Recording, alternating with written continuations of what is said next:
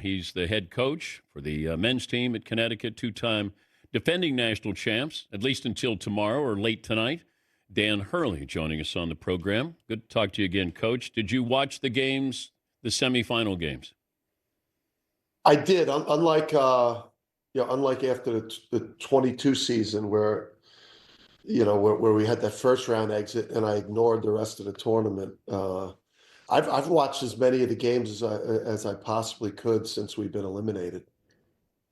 You lose to Florida, second round, but do you take any solace with the fact that Florida is here playing for a national championship? Yeah, I do.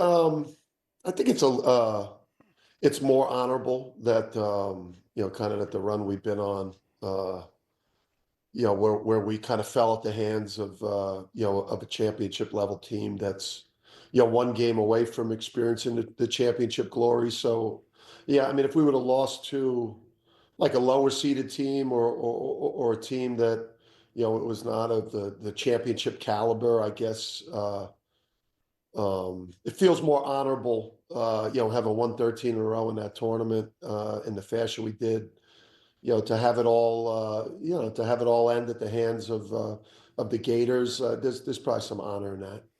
How do you explain what happened with Duke and Houston at the end of that game? Oof. I mean, I mean, I can't, imagine, just kind of, well, no, I can imagine, what John and his staff and those players are feeling. I mean, it felt like, that they were the best team, the best team in the country this year. I think their roster, the way they put it together was meticulous. I think the quality at both ends of the court, was they were playing basketball at an incredibly high level, with high level NBA players. But just the fact that they were not in enough close games, I think, I think the fact that they dominated so much throughout conference play, I think, the separation between them and the other teams in their conference really hurt them when they got to those end of game situations where they haven't had to shoot a lot of pressure free throws, one-on-ones. Yeah. They haven't had to inbound the ball versus full denial with a 3-point lead or a 1-point lead. They were, they were in a type of game that Houston had been in a bunch, because of playing in the Big 12 afforded them more opportunities, and I think that came back to haunt them. I brought this up a long time ago. I brought it up subsequently. You go back to UNLV. When UNLV blew out Duke, your brother's team, and then that following year, and we thought they were invincible. And I remember talking about you want to see a team play a close game. You just want to have that feeling. You know what you're doing. And this isn't all on the freshmen at Duke, but still, you got young players. And you got a veteran Houston team. And sometimes freshmen act like freshmen, no matter how great they are. But as a coach, what role would you play in a situation like that?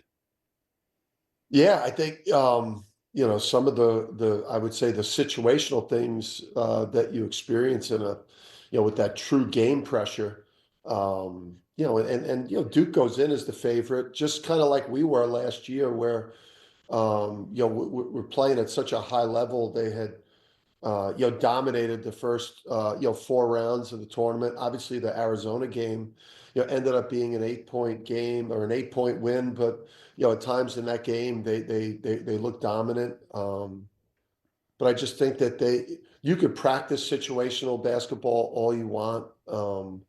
But you cannot simulate the game pressure that you feel, when your inbounder has got to run the baseline and throw a pass through a narrow window to a player being face guarded by a wolf. I mean, Houston's got some wolves out there, making it really tough on you. And, for us last year, we weren't very good in close games. The games during the course of the year, I don't think we were great in one possession games the last 2 years, but there was a window, I think, for Duke in that game to keep that game double figures, keep that game 12, 14, back down to 10, get it back up to 15. But they stopped scoring.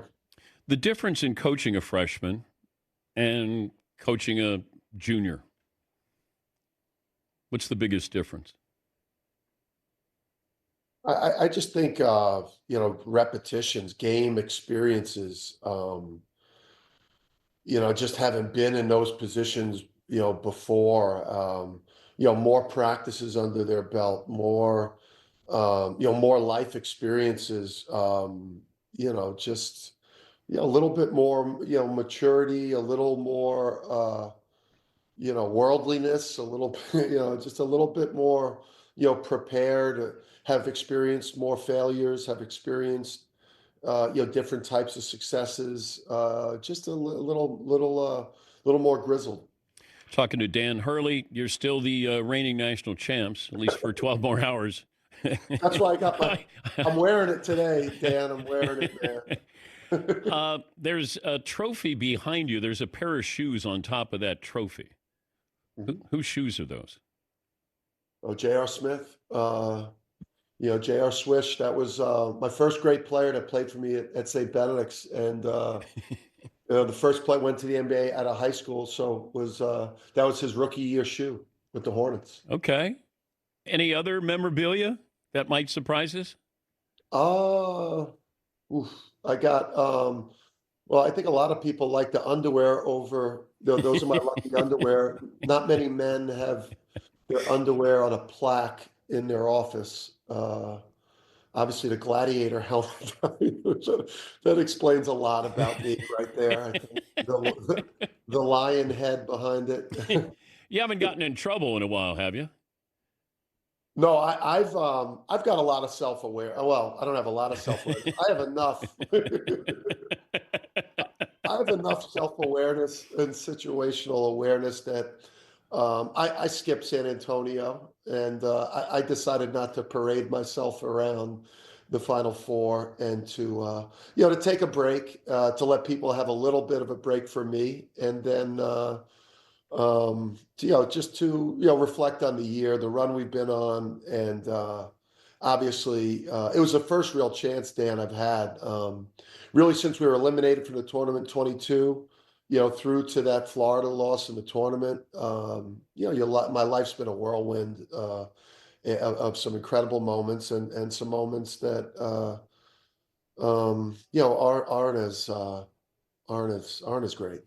But I remember when you turned down the Lakers and we talked, and you said you weren't mature enough yet for a job like that. Your words. Yeah. How do you mature? Like, are you doing anything to mature? That's a tough one, I think. Number one, I'll say this. A lot of, I feel like the biggest mistake I made this year was not being able to, put together and develop a championship team. When I look at this year for me, that's the thing that I regret the most, is that I wasn't able to put together another team that could experience championship glory. Some of the things I think that, whether it's, my relationship with officials, or, some of the fan interactions, or the different things that come with me. Part of what makes me successful is my passion. It's my intensity. It's this, when you're winning championships, these same things have gone on. When you're winning championships, it's called relentlessness. I've been called relentless the past 2 years, even though I've been experiencing the same types of interactions with fans and officials. This year it's been called, immature. It's been called a lot of things because, my team isn't on top. I haven't changed a whole lot that way. If you had a little earpiece and your wife was allowed to talk to you on the sidelines during a game, how do you think that would go? I think that I'd be hearing, stop, shut up. Yeah, I mean, I would say that I think that my relationships with officials now, the Florida, the Florida post game, I regret that one greatly. That was, There was literally one play call. There was one drive to the rim that I felt if we clearly got fouled on that would have kept that game at a two-possession game. That was just, it was ringing in my mind, and it wasn't like multiple calls I felt were missed, Dan. It was just this one play that I could not get out of my mind as I was heading through that tunnel and as I saw the Baylor players. I deeply regret that. I mean, we missed a lot of open shots, and credit Florida and Clayton. I mean, that's they're championship level, but that one I regret deeply. I didn't believe that, and then that was embarrassing. When I look at other ones that were embarrassing, I'm the best coach in the country. That was embarrassing. I wish somebody could have stopped me from having that moment. Some of the fan interactions. I've got to get somebody I think that maybe could just walk me on and off the court. Maybe like college football has those guys that walk the coach to the other coach and then just get them off the court. Maybe I need to get somebody that could just, when the game ends, just get me on and off the court. Because I don't think that my in-game coaching, I want to change a lot because we've been really successful. But what is it about officials, though? I don't think it's as bad as it's made out to be. I've watched these other officials, and listen, I've earned you earn your reputation. I'm definitely a tough coach to officiate because I'm very demanding, and I value every single possession in the game because I know how important they are. But I've also modeled myself after maybe an older, generation of coaches. I'm just an intense coach, and I think I'm intense. In a very similar way to Coach Sampson tonight. I think if you watch Coach Sampson closely tonight, he's a very intense coach, and he's going to be very demanding of the officials. Well, you're like your dad, though. You would hate my father. I mean, everyone, and my dad, I No, think. I like being around your dad socially. When he puts his teeth in, and we have a conversation. I enjoyed being around him. I don't know what we were watching, like I don't know, some sitcom, or not even a sitcom, is some cop show when I went to his apartment in Jersey City. And I'm going, yeah, he seems really nice. He's just a nice guy. And then you hear these horror stories about how demanding your dad was. Yeah.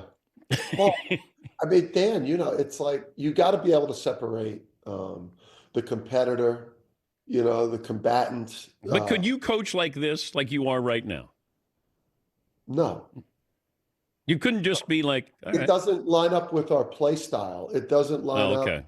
with the intensity that we play with. It doesn't line up with how we attack the offensive glass, or how hard we play defensively. And it's not just me, it's our whole bench. I mean, we lead the country in warnings from officials to have everyone sit down. I mean, everyone on my bench is like out of pocket. Like it's just, we're an emotional program, we're a passionate program, and I don't think I'm going to change a whole lot of that. But I do, upon reflection, I think that the interaction with people not on my team, or I would like to probably have less of that.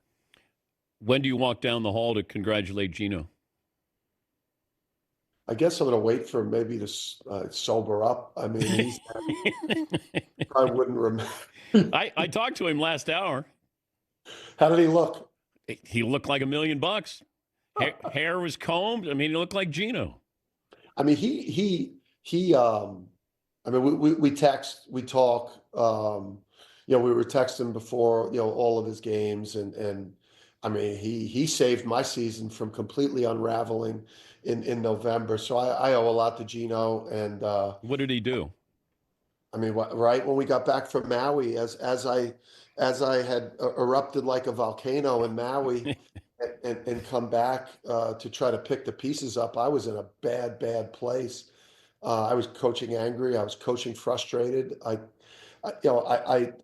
knew I didn't have, deep down, I knew, I didn't have a team that could compete for a championship, and I was trying to come to grips with that. And he helped kind of talk me through, like if all you're in this for is to win championships and like if that's the only joy that you get from coaching, you've become basically a monster. How's the transfer portal, by the way? Oh my God. Like, yeah, I mean, like no one is, I mean, when I, that Monday when you come to the realization that, like literally no one is on your team, like that Monday, because even if you're not in the portal, because it's now a lot of it is being conducted by agents. So even if you're not in the portal, you're in the portal because schools now, they reach out for the agent, and these agents are representing the players. So even if a player hasn't kind of formally gone in the portal, schools will now reach out for agents and make offers to players. That way indirectly. And a lot of deals, I guess, are agreed upon before players even go in, which is not the way that we do business. It's a mess. How many players are officially on your roster? I think right now I could sit here and say that we definitely have 8 players on our team. And we could have as many as 10. I think, maybe 2 potentially are undecided whether that's, going to the NBA. Obviously, Alex Caravan's got to make a decision on what he wants to do with this last year. I'd imagine he'll be deciding at some point soon here, maybe this week. And then we have another player who's, deciding. So yeah, I mean, right now, and listen, it's better than it was, last week. I think there was a point where I think I felt like I had like one guy, plus the high school guys, and we got 3 McDonald's All-Americans and a Tasmanian dude who I think is going to be really good. So we're excited about that. All right. If you need help in filling out the roster, like practicing, just let me know. Wait, don't laugh like that. No, we're used to deep. When you get used to deep runs, Dan, I feel like I got to do better. You do. Good to talk to you. Thank you, Coach.